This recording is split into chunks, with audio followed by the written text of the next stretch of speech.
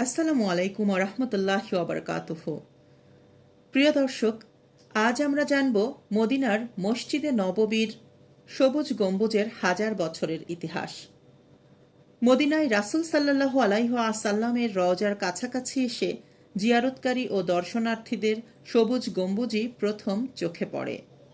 সহস্র নবী প্রেমিকের আবেগের উচ্চতম স্থান দখল করে আছে এই গম্বুজ। এই গম্বুজটি দেখা মাত্রই তাদের নবীজির রওজার কথা স্মরণ হয়।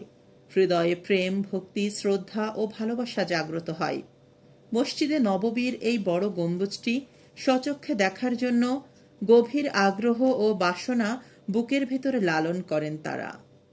জায়নামাজে অশ্রু ফেলেন, কারণ এখানেই শায়িত আছেন প্রিয়নবী হযরত মুহাম্মদ সাল্লাল্লাহু আলাইহি ওয়াসাল্লাম। গম্বুজটি মদিনার মসজিদে নববীর দক্ষিণ পূর্ব কোণে অবস্থিত। এটি আল কুব্বাতুল খাজরা বা সবুজ গম্বুজের পাশাপাশি আল কুব্বাতুল বাইদা ফায়হা খাজরা নামেও পরিচিত ছিল। সাহাবী ও তাবেঈদের যুগে রাসূল সাল্লাল্লাহু আলাইহি ওয়াসাল্লামের কবরের ওপর স্থাপিত এই সবুজ গম্বুজটির অস্তিত্ব ছিল না। তখন কক্ষটি শুধু কোমর পর্যন্ত দেয়াল দিয়ে ঘেরা ছিল। মামলুক সুলতান নাসির মুহাম্মদ বিন কালায়ুনের বাবা সুলতান মনসুর কালায়ুন আস-সালেহির শাসনামলে 1279 খ্রিস্টাব্দে তথা 678 হিজরিতে এটি সর্বপ্রথম নির্মিত হয়। এর মূল কাঠামোটি কাঠের তৈরি ছিল। বৃষ্টির পানির সংস্পর্শ রোধ করতে কাঠের গম্বুজ সীসার পাত দিয়ে ঢেকে দেওয়া হয় এবং তার উপরে একটি তারপলিনের কাপড় দেওয়া হয়। গম্বুজটি নিচের দিকে ছিল চতুর্ভুজ এবং ওপরের দিকে অষ্টভুজ। তখন গম্বুজটিতে আলাদা কোনো রং করা ছিল না। পরে পুনর্নির্মাণে সাদা এবং নীল রং করে দেওয়া হয়। 755 থেকে 762 হিজরিতে সুলতান আল নাসির হাসান বিন মোহাম্মদ বিন কালায়ুন পবিত্র গম্বুজের সীসার পাত পুনঃসংস্করণ করেন। 765 হিজরিতে সুলতান শাবান বিন হুসাইন পবিত্র গম্বুজটির কিছু অংশ মেরামত করেন। পরে বৃষ্টি ও প্রবল বাতাসের ফলে গম্বুজে ত্রুটি দেখা দেয়। 881 হিজরিতে এটি ফের মেরামত করা হয়। 974 হিজরিতে ওসমানীয় সুলতান সুলেমান দ্য ম্যাগনিফিসেন্ট পবিত্র গম্বুজের সীসার পাত মেরামত করেন এবং এতে তুর্কি খেলাফতের প্রতীকবাহী চন্দ্রাকৃতি স্থাপন করেন। 1233 হিজরিতে গম্বুজের শীর্ষে ফাটল দেখা দেয়। তৎকালীন গভর্নর এটির সংস্কারের নির্দেশ দেন।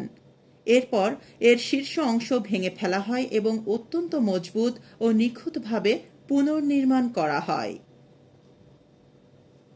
1253 হিজরিতে সুলতান আব্দুল হামিদ দ্বিতীয় গম্বুজটিকে নীলের পরিবর্তে সবুজ রং করার আদেশ জারি করেন।